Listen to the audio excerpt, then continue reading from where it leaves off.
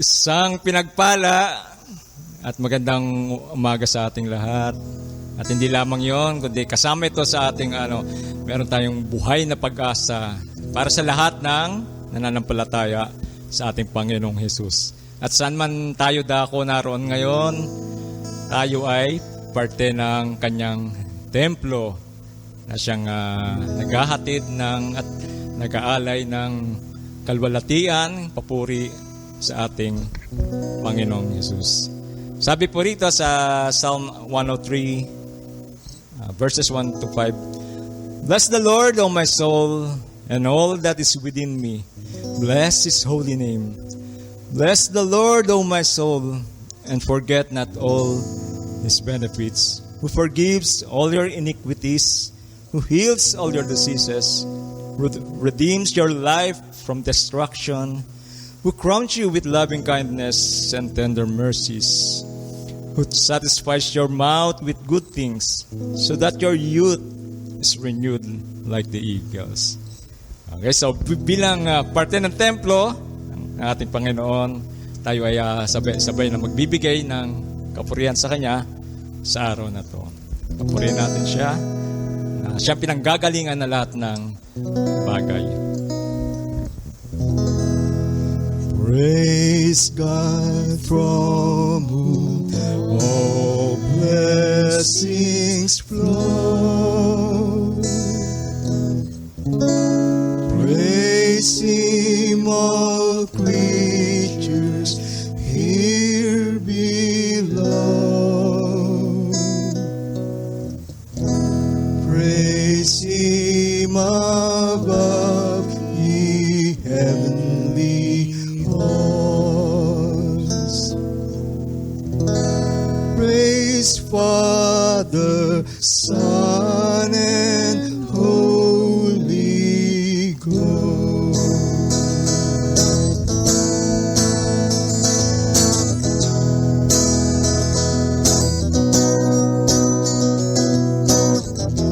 Praise God from whom all blessings flow. Praise Him, all creatures here below. Praise Him above, the heavenly hosts.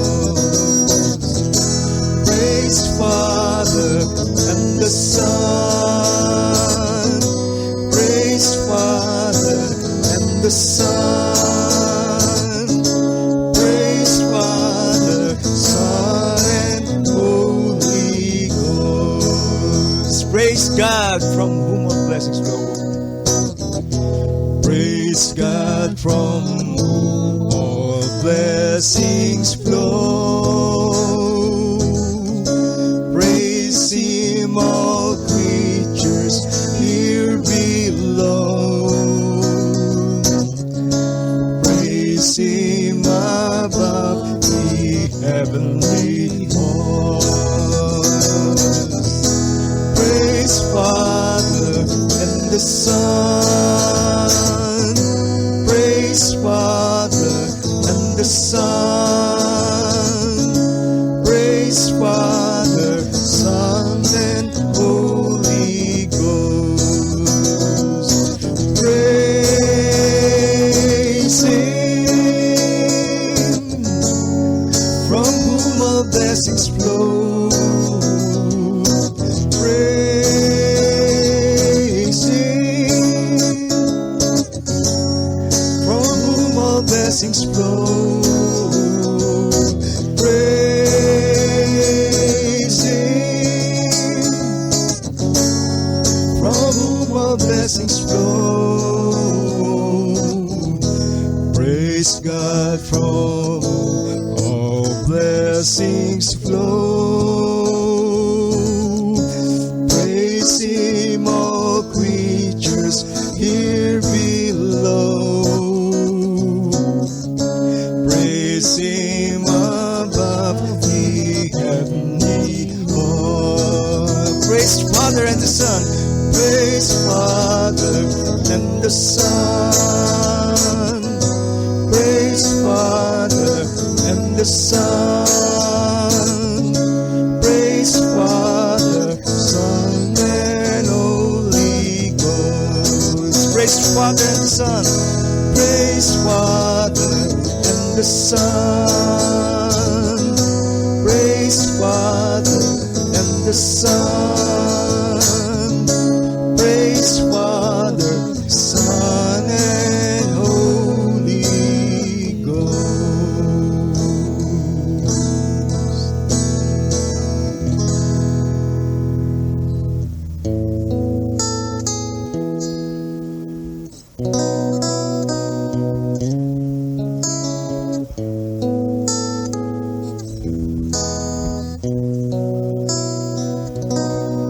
Bless the Lord, oh my soul, oh my soul. Worship His holy name. Sing like never before, oh my soul. I worship Your holy name. The sun comes up, it's a new day dawning.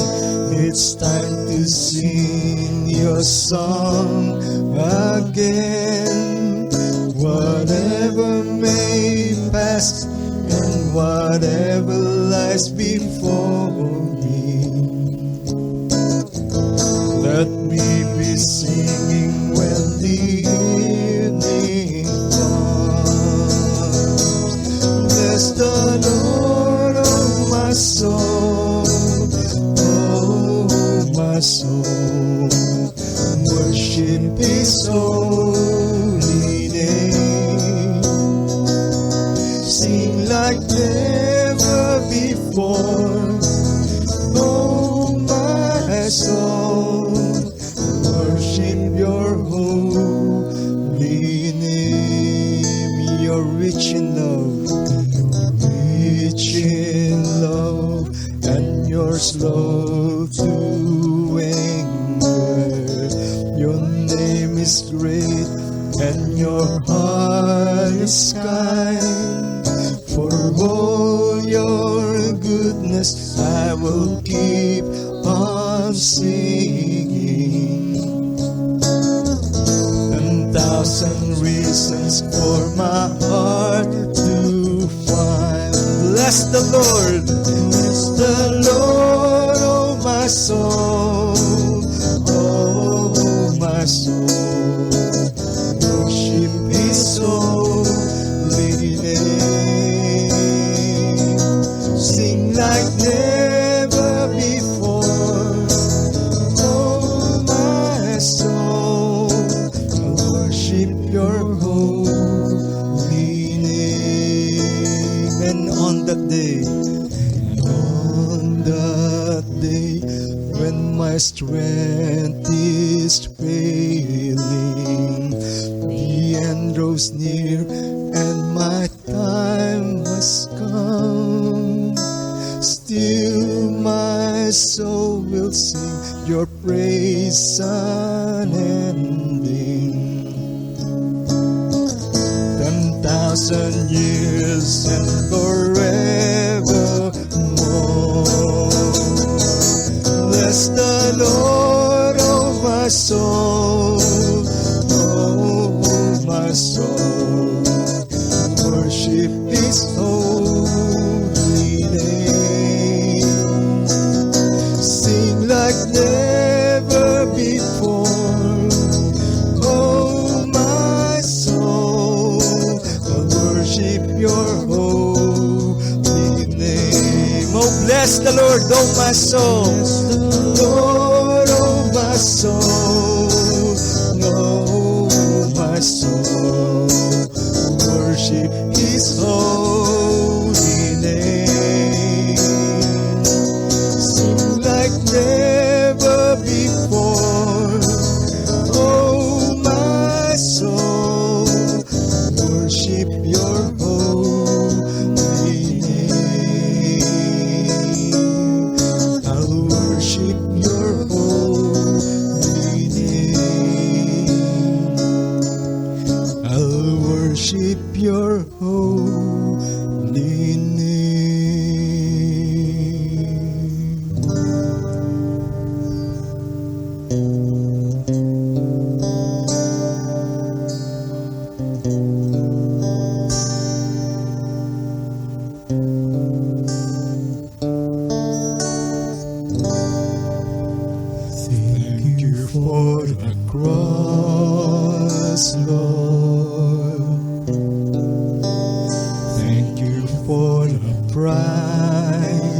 you paid, bearing all my sin and shame.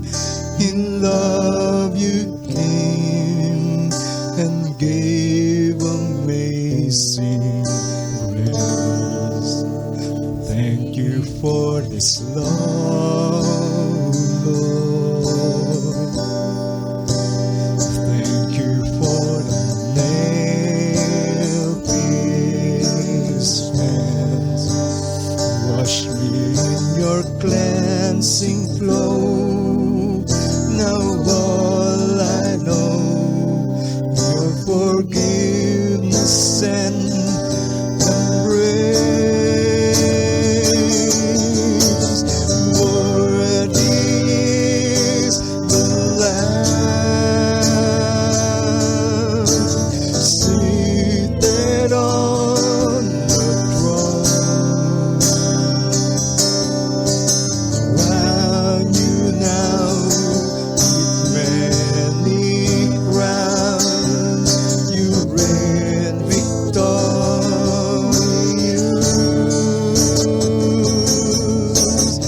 High and lifted up, Jesus, Son of God, the Lord of heaven crucified. Worthy is the Lamb. Worthy is the Lamb. Thank you for the cross. Thank you for the cross, Lord. Thank you for the price you paid. Thank you for the price you paid, bearing all my sin and shame. In love you came and gave amazing grace. Thank you for this love, Lord. Thank you for the nail-pierced hands. Wash me in your cleansing flow. Now all I know, your forgiveness and embrace. Worthy is the Lamb who's seated on the throne, seated on the throne. Around you now with many crowns, you reign victorious.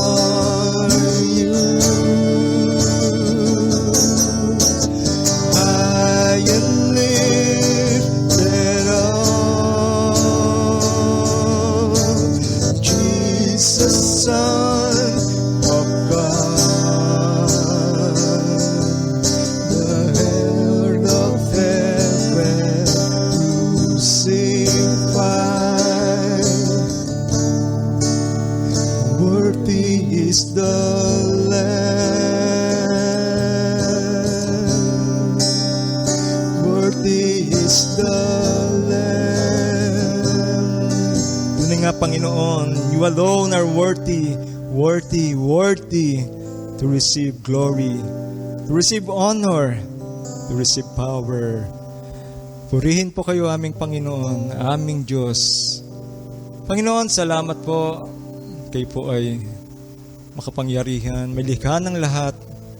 Ngunit pinili niyo po, Lord, to be with us in the flesh, Lord. To buy us, Lord. To redeem us. Salamat po, Lord, na yung aming mga kahubaran, mga kahihiyan, Panginoon, ay inyong kinuha at dinala niyo po, Panginoon, sa inyong sariling katawan. At kasamang binayaran niyo po ito sa krus ng paghihirap Inyong banal na dugo pong siya naghugas, naglinis sa amin. Salamat po, Panginoon. Ang iyong katwiran ang siyang idinamit niyo po sa amin. Tunay na walang karapat-dapat sino man sa amin, Lord. Salamat po sa inyong biyaya, sa inyong grace, sa inyong kabutihan, na inyong binuhos sa amin ang inyong kahabagan, Lord. Walang karapat-dapat tumanggap niyan, Lord. Ngunit dahil kayo po ay mapagmahal, kayo po ay Diyos na mapagtatawad, kayo po ay gracious, Lord. Ay pinili niyo pong sa inyong mga anak, kami po ay i-redeem, Lord. We are redeemed not with silver, not with gold, at ano pang mga bagay na alam naming mahalaga. Hindi ito ang ginamit nyo. But you've redeemed us with your precious blood, O our Lord Jesus Christ. Salamat po, Panginoon. Salamat po. At di lamang po yan. At pinili niyo po na kami po ay mag-reign sa inyong kaharian, Lord. Pagdating ang takdang panahon. Salamat, Panginoon. At dahil dyan, sa mga nararanasan namin sa pansamantalang buhay na to, meron po kaming kalakasan. Because we're looking forward on that day na kayo po makasama namin, Lord. Kung saan ay wala na pong pagtangis, pagluha, wala na po mga pasakit, mga dalamhati, Lord. Sapagkat ang lahat ay inyong binago na. Wala na po ang mga dating bagay. Salamat, Panginoon. Salamat po. At sa mga kakataon na to, marami po sa aming mga mahal sa buhay, kaibigan, lalo na po pamilya namin dito sa Community Christian Church na dumaranas ng mga iba't ibang dalamhati o pagsubok, Lord. Particularly ang family po nila Ate Daisy, for you, Lord, na bigyan niyo po sila ng comfort, ng grace, strength upang magpatuloy, Panginoon. At maramdaman nilang yung yakap, Lord. Bagamat may mga pagkakataon na hindi namin naunawaan ang maraming bagay, ngunit isa lamang ang aming alam, Lord, that you have redeemed us with your precious blood. Salamat, Panginoon. Salamat po. Salamat po. At tunay, isang privilege to worship, to honor you. Salamat po. Sa inyo lamang, Panginoong Yesus, matatagpuan ang pag-asa at kaligtasan. Salamat po. Purihin po kayo magpakailanman.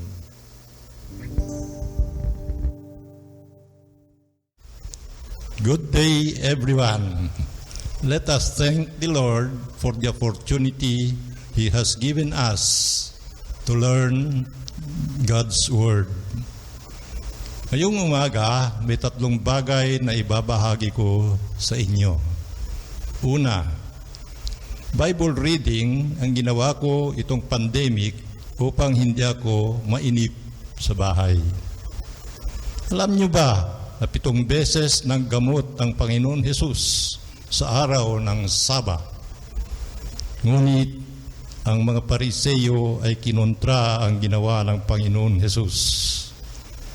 Para matapos ang isyu, tinanong ng Panginoon Jesus ang mga Pariseyo, alin ba ang naaayon sa kautusan, ang gumawa ng mabuti o gumawa ng masama sa araw ng Saba?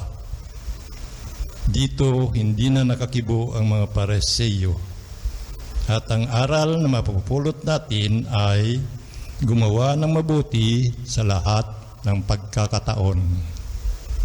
Ang ikalawang ibabahagi ko sa inyo ay may dala akong isang napakagandang advertisement. Makinig kayong mabuti. Nag-uumpisa ng free beautiful homes to be given away in a perfect city. With pure water, free, 100%.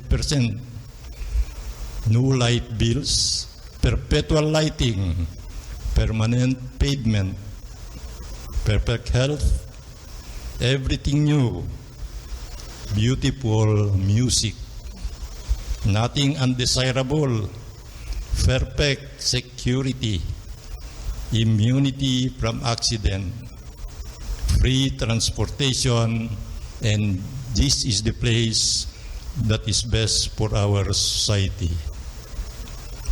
If you like to secure a contract, you need some password. Ang password ay Isaiah chapter 65 verse 17 or Revelations chapter 21 verse 1. If you like or be interested to secure a contract, you can use your Facebook, email, or Instagram. Address it to the Community Christian Church, Liamson Street, Marikina City. Or you can come on Sundays at 10 a.m. when our situation is normalized. You can contact the pastor and the elders of this church. Ang pangatlo ay ang aking main topic, which is the salvation of a penitent criminal. Lord Jesus Christ was sentenced to death by the Romans, to die by crucifixion on the cross with two criminals. Luke chapter 23 verse 33. When they came to the place called the Skull, they crucified him along with the criminals, one on his right, one on his left. Out of the ugliness and agony of crucifixion, God accomplished the greatest good of all, the redemption of sinners. Ang krus ng Golgotha ay naging larawan ng paghihirap, kahihiyan, pinakamasamang larawan ng ating kasalanan. Ang Panginoon Hesus ay nagdanas ng matinding paghihirap mula sa mga sundalong Romano. Ipinako at namatay para sa ating katubusan sa kasalanan. Sa kabilang dako, ang krus na ito ay simbolo ng biyaya, pag-asa at kaligtasan. Pakinggan natin kung bakit ang krus ay simbolo ng biyaya, pag-asa at kaligtasan. Sa Luke chapter 23 verse 33, may dalawa pang krus kung saan dalawang kriminal ay napako dahil nahatulan din silang mamatay sa krus. Tapitan natin ang isa sa dalawang kriminal at tawagin natin criminal number 1. Ang taong ito ay pusakal na kriminal, hindi nabautismuhan, hindi pumapasok sa sinaguga, mababa ang moralidad. Gusto lang niya ang pansariling kasiyahan, iniisip lang ang pansariling kapakanan, hindi marunong magdasal. Hindi marunong magsisi sa kanyang kasalanan, hindi niya kilala ang Diyos. Isa lang ang kanyang layunin, magnakaw upang magkapera. Hindi niya alam ang salita ng pag-ibig sa Diyos at sa kapwa. Habang nakapako sa krus, namumukhaan niya ang Panginoon Hesus. Naalaala niya at nakita niya ang Panginoon Hesus na nangaral, naggamot, nagpalayas ng masamang espiritu. Ngunit hindi niya kilala kung sino si Jesus. Ang Panginoon Jesus ay ang Diyos na nagkatawang tao. Bumaba mula sa langit, nabuhay sa ating piling, naglingkod at namatay para sa kaligtasan ng marami. Mark chapter 10 verse 45. Ang criminal number 1 na ito ay isang ligaw na kaluluwa. Ngunit nung mapatingin at mapakinggan niya ang Panginoon Hesus na nagsalita, namulat siya sa katotohanan. Ama, Patawarin mo sila pagkat hindi nila nalalaman ang kanilang ginagawa. Luke chapter 23 verse 34. Sa pagkakataon na ito, nakaramdam ng pagbabago ng loob ang criminal number 1. Tinalaban at tumimo sa puso niya ang mga salitang iyon. Kaya't inamin niya ang kanyang masamang gawain at mga nagawang kasalanan. Tinanggap niya na makatarungan lamang na parusahan siya dahil sa krimen na gawa niya. Dumambot ang kanyang puso at nagsisi sa mga masasamang ginawa. Habang nakapako ang criminal number 1 na ito sa krus, napakinggan din niya ang pagkutya ng mga pinunong bayan kay Kristo. Iniligtas niya ang iba. Iniligtas niya ngayon ang kanyang sarili kung siya nga ang Kristo na hinirang ng Diyos. Luke chapter 23 verse 35. Ang mga pinuno ng bayan ay hindi naniniwala na si Panginoon Hesus ay anak ng Diyos. Ngunit kung babalikan natin ang mga pangyayari, dapat kilala mo si Jesus. Kilala nila si Jesus. Nung binyagan si Juan Bautista ang Panginoon Hesus sa Ilog Jordan, malinaw na nagsalita ang Diyos. Ikaw ang minamahal kong anak, lubos kitang kinalulugdan. Luke chapter 3 verse 22. Palibhasa, ang mga pinunong bayan ay matitigas ang puso, nagbulag-bulagan, masyadong bilib sa sarili, hindi sila naniniwala. Bagkus sila'y naiinggit tuwing may gumagaling na ginagamot ng Panginoon. Nainggit sila tuwing binubuhay niya ang patay. Masyado silang nagpapahalaga sa kanilang sarili. Wala silang nakitang mabuti sa mga ginagawa ng Panginoong Hesus. Narinig din ng criminal number 1 ang pagkutya ng mga eskriba at saserdote. Narinig din niya ang paglait ng kapwa niyang kriminal na tawagin nating criminal number 2. Ganito tinuya si Kristo. Hindi ba ikaw si Kristo? Iligtas mo ang inyong sarili, pati na rin kami. Nilibat ng pangalawang kriminal si Jesus. Sadyang matigas ang kalooban at puso. Hindi marunong magsisi sa kanyang kasalanan. Unti-unti ang criminal number 1 ay nagbago ang pananaw sa buhay.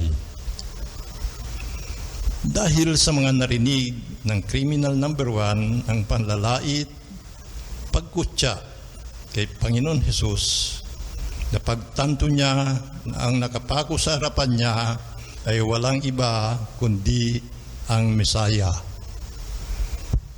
ang anak ng Diyos, tagapagligtas ng kasalanan ng tao. Hindi nagkamali ang kanyang konklusyon na si Jesus nga ang kasabay nilang napako sa krus. Ang Panginoon na tagapagligtas ng sanlibutan. Isa sa mga nagpapatunay na ang Panginoon Hesus ay anak ng Diyos ay si Juan Bautista. John chapter 1 verse 34. Si Apostol Pedro sa John 6, chapter 6 verse 69. Si Marta na kapatid ni Lazarus na binuhay ng Panginoon Jesus. John 11, verse 27, Martha said, "Yes, Lord," he told him, "I believe that you are the Christ, the Son of God, who was to come to this world."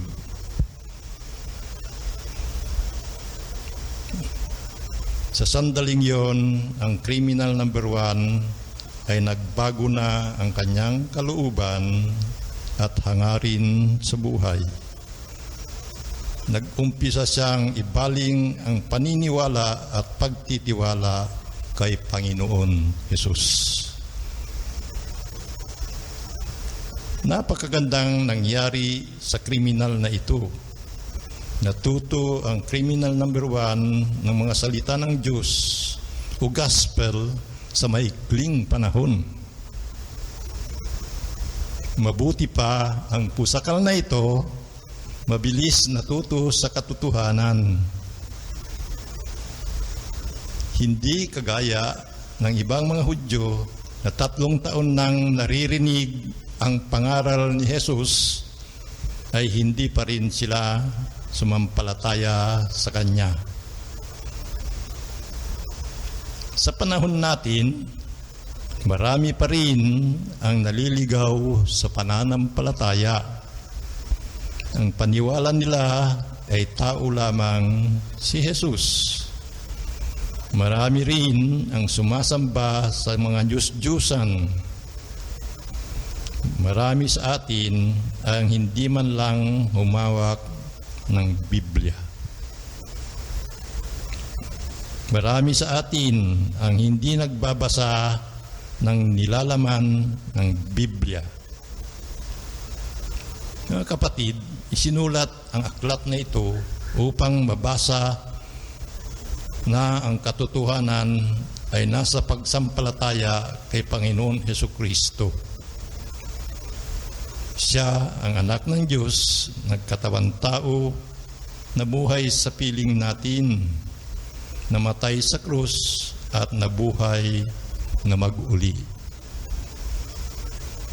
Sa pamagitan ng kanyang kamatayan, tayo'y nagkaroon ng buhay na walang hanggang. Napakaganda ang nangyari sa buhay ng criminal number 1 na ito. Nagkaroon siya ng instant Bible study. Naintindihan niya lahat ng pangyayari sa Golgotha.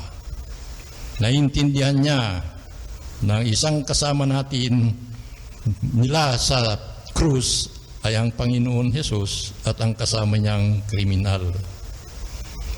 Nung laitin na kasama niyang kriminal ang Panginoon Jesus, pinagsabihan niya, "Wala ka bang takot sa Diyos?" Nasa Lucas 23 verse 40. Sa wakas, ang dating kriminal na ito na hindi naniniwala sa Diyos, ngunit ngayon nakaramdam na rin siya ng takot sa Diyos. Ano ang takot sa Diyos? Takot ba tayo dahil makapangyarihan siya? Takot ba tayo dahil marami tayong kasalanan sa Kanya?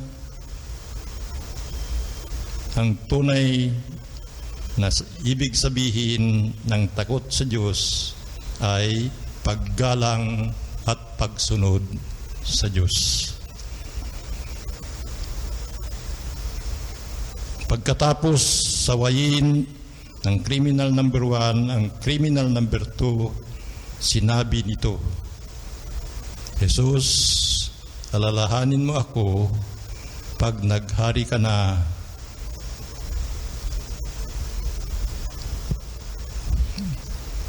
Mga kapatid, napakaganda ang sinabi ng criminal na ito na nagbago ng loob. "Jesus, alalahanin mo ako pag naghari ka na." Finally, this hardened criminal became a convert in the last minutes of his life.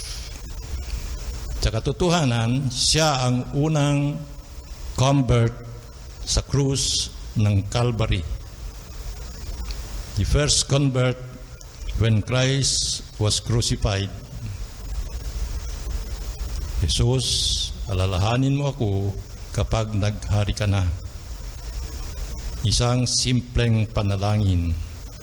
In English, he said, Jesus, remember me when you come into your kingdom. Isang simpleng panalangin, ngunit puno ng pag-asa at paggalang. Ang maganda nito ay ito panalangin na simple ay nagkaroon ng katumbas na isang maluwalhating pangako na puno ng pagmamahal galing kay Panginoon Jesus. Ito ang sagot ng Panginoon Jesus na nakasulat sa Luke chapter 23 verse 43. Sumagot si Jesus, sinasabi ko sa iyo, isama kita ngayon sa paraiso. Sa pag-uusap ng kriminal at ng Panginoon Jesus, ang krus ang nagsilbing tulay upang makamit ng kriminal ang kaligtasan. Kung hindi nakasabay ng kriminal na napako sa krus, hindi niya makakamtan ang kanyang kaligtasan. Kung minsan tinatawag natin na blessing in disguise po yun. Naparusahan din siyang mamatay sa cross, nakasabay niya ang Panginoon Jesus, at doon niya nakamit ang kaligtasan. Sa umpisa, hindi niya kilala ang Panginoon. Ngayon, nung siya'y nanalangin ng simpleng panalangin, Panginoon, alalahanin mo ako pag naghahari ka na. Ngayon, ang turning point sa buhay niya bilang pusakal. Nakamit ng kriminal ang kanyang kaligtasan sa huling sandali ng kanyang masalimuot at magulong buhay. Sa tulong ng Espiritu Santo, nagbagong loob ang criminal number 1. Naging busilak at dalisay ang kanyang pananalita. Ang nagsisising kriminal ay tumanggap ng biyaya at pag-ibig mula sa Diyos. Namulat siya sa katotohanan, kaya nakamit niya ang kaligtasan. Sa sandaling yon, naniwala at tinanggap ng criminal number 1 na ang Panginoon Jesus ay kanyang Panginoon at tagapagligtas. Sa nangyari sa criminal number 1, natanggap niya ang kaligtasan. Pansinin natin na ang criminal na ito ay nakapako sa krus. Bakit ini-emphasize ko na nakapako sa krus? Dahil ang mga pangyayari sa buhay niya ay ibang-iba.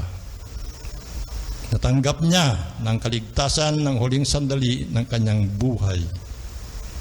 Sa makatuwid, masasabi din natin ng ganito, na ang Diyos, saan man lugar, anumang oras, anong mangyayari o pangyayari, anumang pagkakataon, anumang pagkatao mo, pwede tayong lumapit sa Panginoon Jesus. Tanggapin siya ng ating Panginoon at tagapagligtas at makakatanggap tayo ng napakagandang biyaya at kaligtasan. At sa pagtanggap natin sa ating puso ang Panginoon Jesus, sikapin din natin na akayin ang ating mga naliligaw na kapatid sa matuwid na daan. Totoo, ang Diyos lamang ang makapagligtas. Ngunit ginagamit tayo ng Diyos upang akayin na tanggapin ang alok ng Diyos dahil gusto niyang pumasok sa ating puso, patawarin ang ating mga kasalanan, ibigay ang libreng regalo na buhay na walang hanggan. Ito na libreng regalo ay binili niya ng kanyang banal na dugo. Indeed, the cross is a symbol of hope, love, and salvation. Let us receive the free gift of God today. Let us pray. Heavenly Father, great God of the universe, our Lord of salvation, you do the best things the best way at the best time for the best purposes. We are thankful for what you have done for us. Almighty God, we bring our petitions to you with humility and reverence. Petition for kindness and compassion towards our brothers and sisters. Petition for good health so that we could spread, teach, and share your holy word to everyone. Lord, we seek your divine guidance so that we could live a life of love and compassion, so that we could focus on what Jesus has done for the people in the world. My dear brothers and sisters in Christ, may the God, our Lord Jesus Christ, the glorious Father, give you the spirit of wisdom and revelation so that you may know Him better. Peace, love, and faith from God the Father, Lord Jesus Christ, and the Holy Spirit. The grace of the Lord Jesus Christ be with you. In the name of the Father, of the Son, and the Holy Spirit. And every day, brother will say, Amen.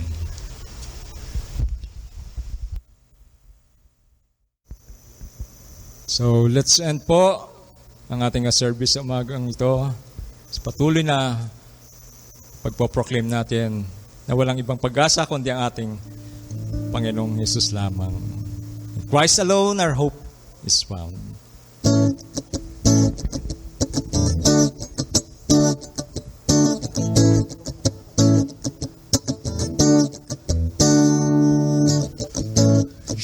Jesus, hope of the nations. Jesus, comfort for all who mourn. You are the source of heaven's hope on earth. Jesus, light in the darkness. Jesus, light in the darkness. Jesus, truth in its circumstance. You are the source of heaven's light on earth. In history, you live a night. You broke the chains. You rose to life. You are a hope living in us. You are the rock in whom we trust. You are the light shining for all the world to see. You rose from the dead, conquering fear, a Prince of Peace, drawing us near. Jesus our hope, living for all who will receive. Lord, we believe. Jesus, hope of the nations. Jesus, hope of the nations. Jesus, comfort for all who mourn. You are the source of heaven's hope on earth. Jesus, light in the darkness. Jesus, truth in each circumstance. You are the source of heaven's light on earth. In history, you live and died. You broke the chains. You rose to life, and you are the hope. You are the hope living in us. You are the rock in whom we trust. You are the light shining for all the world to see. You rose from the dead, conquering fear. Our Prince of Peace, drawing us near. Jesus our hope, living for all who will believe. We believe. So we believe. Lord, we believe. Isang pinagpalang araw po sa ating lahat.